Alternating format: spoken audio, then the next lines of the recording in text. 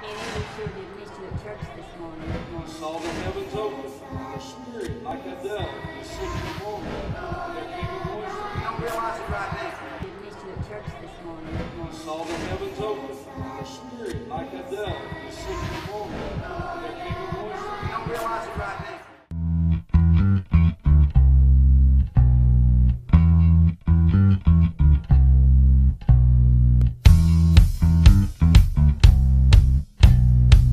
I don't think I would have went into the field of education had it not been for Ridgewood football. I don't think I would have been a teacher if it wasn't for Ridgewood football. I don't think I would probably continue to work with kids if it wasn't for Ridgewood football. From the time I was in junior high school until now, that's been a big part of my life. They would just start stomping and screaming our names and everything, just going crazy like we were rock stars. We felt like we were rock stars.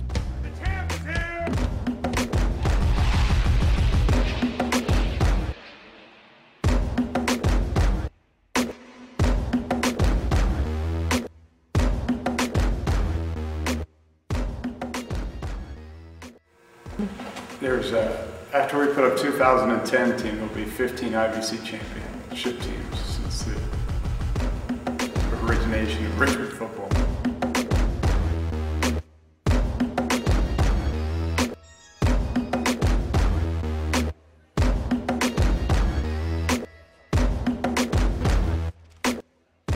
For all you wives that do it and have to deal with us, I appreciate it. It's a lot of time. It's a lot of time away from home that goes into it. We try to always put family stuff first, or if we've got something going on, we try to put that first, but it doesn't always work out like that. I know my wife gets shortchanged picking up kids and driving all the time. We certainly appreciate everything you do. I think everybody up here is pretty lucky to have the women they have in their life, especially if you look at most of them. You try to be where you're supposed to be for all the things that you have to be. Try to do the best you can, that's all you can hope for. I think he does a really good job at it. He does always put the family first most of the time. There's sometimes football has to come first, but we understand that, so. Right behind God and family. What about for you? I would say the same thing. We love Ridgewood football.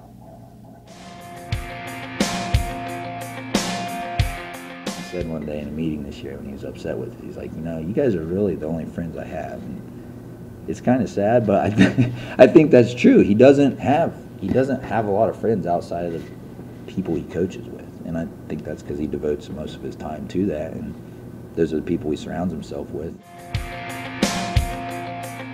I actually enjoy working with him. I think he's a great coach. I think from work ethic, as far as working with him in a working relationship, there isn't any better. Yeah, yes, I do, but I think some of that's self-imposed. I put a lot of pressure on myself. We've won at a really high clip, and I'm thankful for that. But I still feel like we have to win every game. And I think that's more self-imposed than it is from the community. Although I know what they expect. I'm really hard on myself about things, and I have high expectations for ourselves. And after you get to a certain level, which I think we're at, where we've won so much and won championships, you don't want to let the next group of kids down. It doesn't matter how talented they are or how football smart they are. You want them to have the same success as the team before them had. I don't think there's a place in the world where you don't have certain parents that are more involved or think they could do a better job or have their insight on it. I mean, we've been undefeated the past 2 seasons, and I'm sure there's people out there that think they could do it better or do something different. That comes with sports. That's that way in every level. I mean,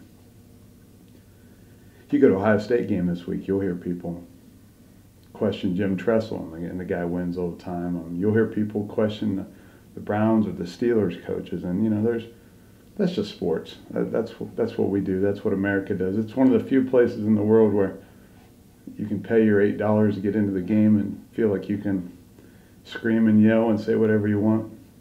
It's one of the few environments in our country where $8 allows you to criticize whoever you want as loud as you want, no matter the kid's age or the coach's age. You can do whatever you want. I don't get that very often. I don't get that very often. But I'm reading a book right now, the Winner's Manual by Jim Tressel, and it has a quote in there, and I forget who wrote it. It wasn't Jim Tressel, but it was some other coach, and he said, when people say negative things about you, if you believe them and listen to them, you're going to be in trouble.